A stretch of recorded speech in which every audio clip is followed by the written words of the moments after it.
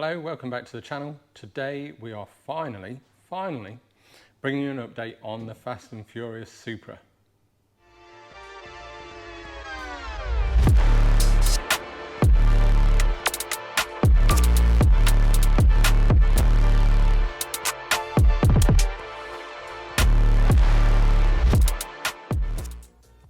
So as you can see, we've got the Supra back from paint.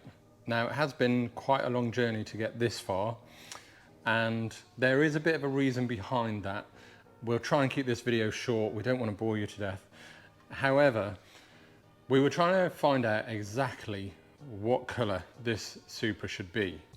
And there's a bit of sort of, let's call it controversy on the internet.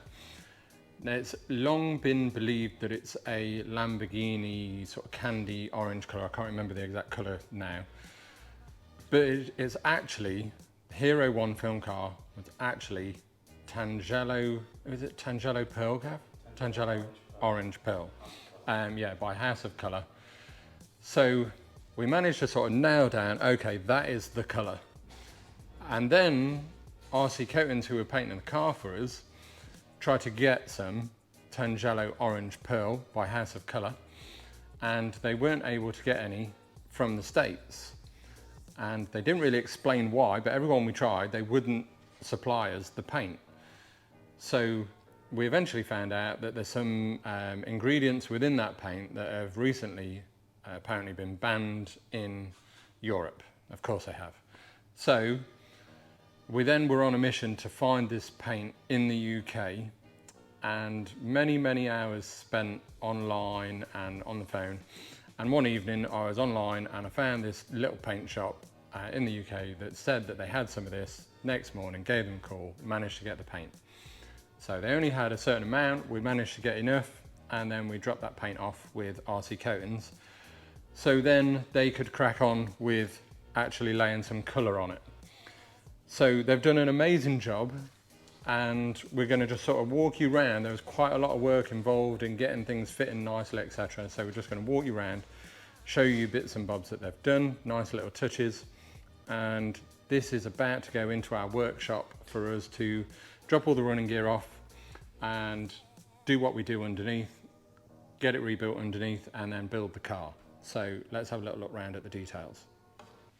Okay, so we'll start at the back with this tiny little spoiler that is fitted. So this actually came from Martin at Fast and Furious Parts over in Canada, who's actually been a really big help so far on this project.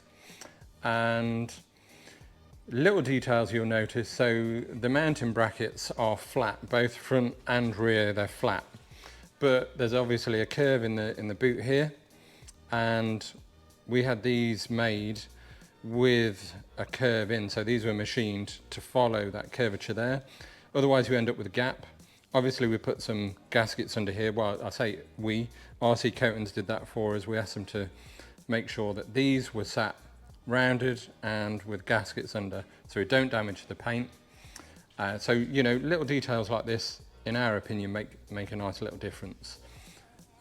Again, the side marker lights on the film car, you know, being US spec, has these, so we managed to get these front and rear. They're going to be working, they're going to be wired in.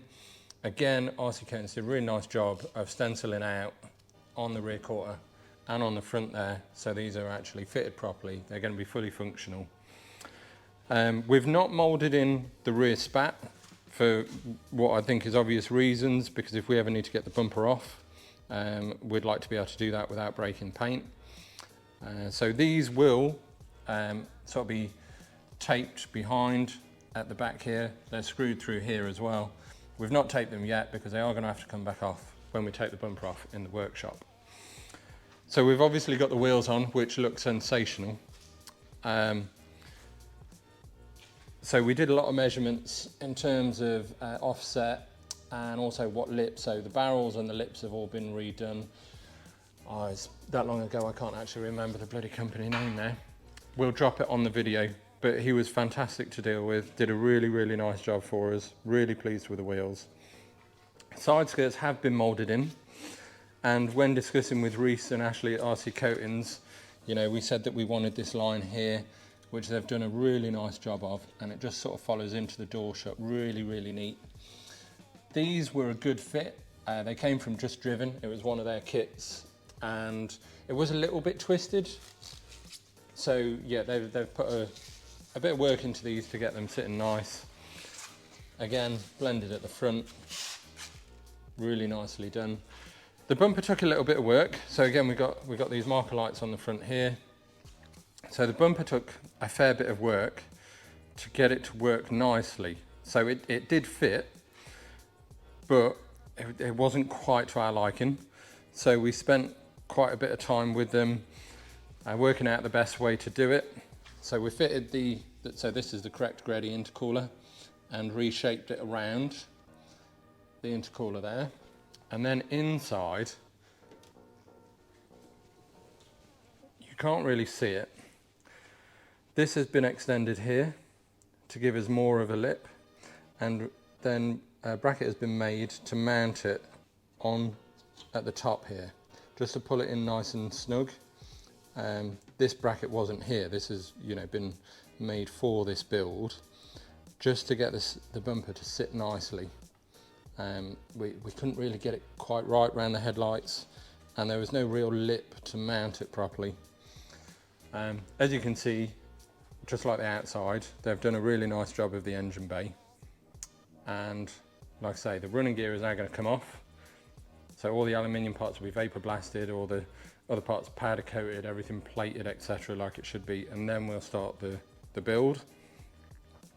The bonnet took a lot of work. It's a is it Sabon bonnet. That did take a lot of work to get it to sit right. No matter what we did, the panel gaps were way off. So across the front, the panel gap was off, and no matter what we did, we had a big gap or a small gap. We couldn't get it so, you could get your finger in basically.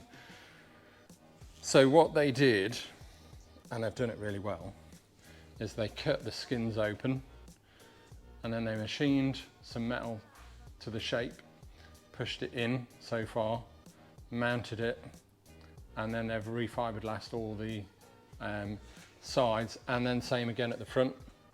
That's the only way we could get shut lines that looked sort of respectable. But yeah, we're really happy with that. We got the brand new headlights in, we've got the front indicators in, and then we've got the driving lamps in. So these are replicas, but they're good replicas. Front wheels, again, really happy. We knew we were going to put a little spacer on these. What we didn't want to do was go too big on the fronts, and then obviously at the minute sat right up, but when we get the coilovers on, engine, etc. in, and we sort of set the height that we want. At the rear, we've rolled the arches, so you've got loads of clearance at the rear, which meant we could have a nice big lip on the back. We have gone slightly bigger on the front lip, but what we wanted to do was get it to the height we wanted and then space it so we didn't have scrubbing issues on the front wings. If you start rolling front arches, you then can't fit the arch liners, which we didn't want to do. We want to keep the arch liners, keep it nice and neat in there. So yeah, that's the reason. And we are a profile down on the front. We're going to go profile up. We've gone wrong profile on them. So at the minute, the front looks a little bit off. Again, I'll show you in the shuts here, how nice of a job they've done in the shut with the side skirts being blended in.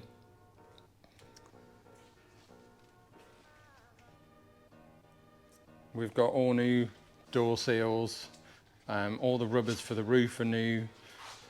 So everything seems to fit nicely. We've got brand new genuine screen to go in, but we're going to do that after all the dash and everything is in. So yeah, that's kind of the exterior.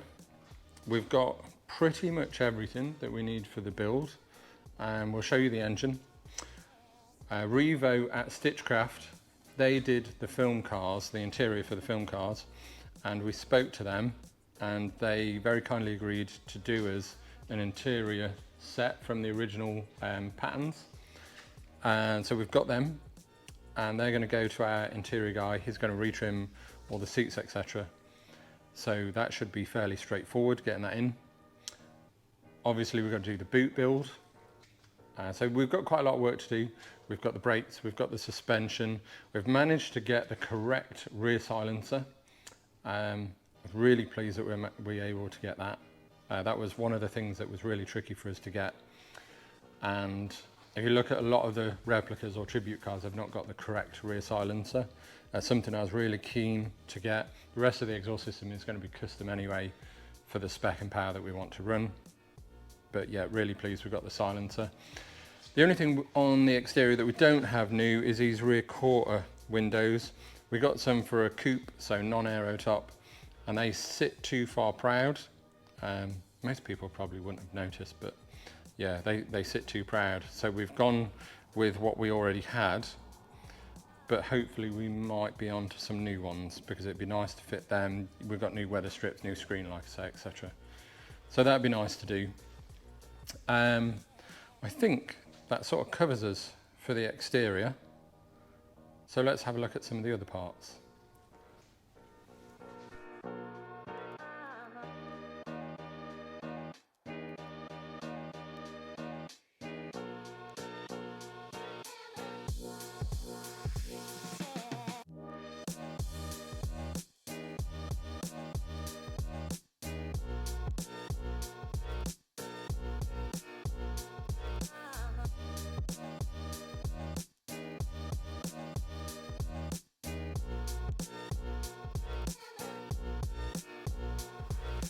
So before we pop up to the workshop and show you the engine and gearbox, we thought we'd show you the parts that we mentioned. Now this isn't everything, but we've just laid out a selection of the parts. We're still waiting on a few things to turn up as well. The roll cage, rear silencer, some other electronic parts. But as you can see, we've now got a big selection here of parts. So there's the interior trim that I mentioned. We've got the HKS coilovers. We've got all the decals done by the same company that did the film cars, again like the interior. We've got the amps. Some of these parts are new, old stock, some of these parts are used. The amps, as an example, are used. You'll notice one of them is missing the logo, but we've got the file to be able to recreate the logo. The brake calipers, steering wheel, which is obviously going to be retrimmed with the seats, etc. Flywheel, turbo, gauges, Greddy top pipes and Greddy pipe connectors. So lots and lots of bits here ready to go on the car. Like I say, a couple of bits just want freshening up before they do. For the most part, it's new or new old stock.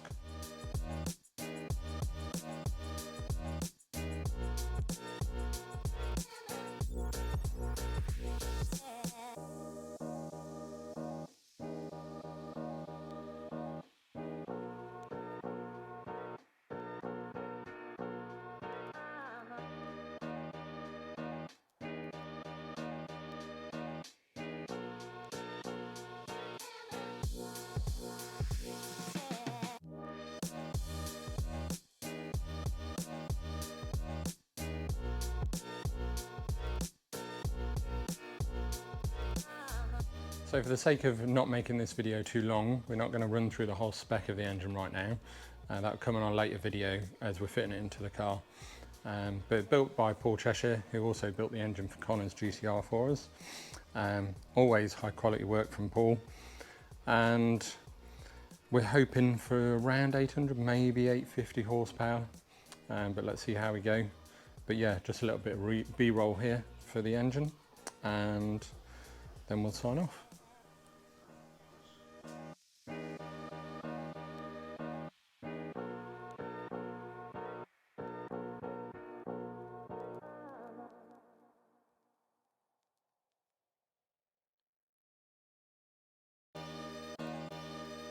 So thanks for watching, and don't forget to like, share, comment, subscribe. All them things help us.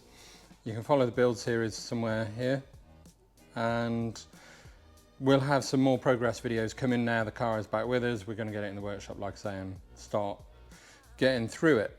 And yeah, hopefully you'll join us to see it come together, and hopefully, well, not hopefully, it is going to turn out really, really nice. We're going to do this to a really high level and make it one of the best around. So yeah, join us and watch us do it. Thanks.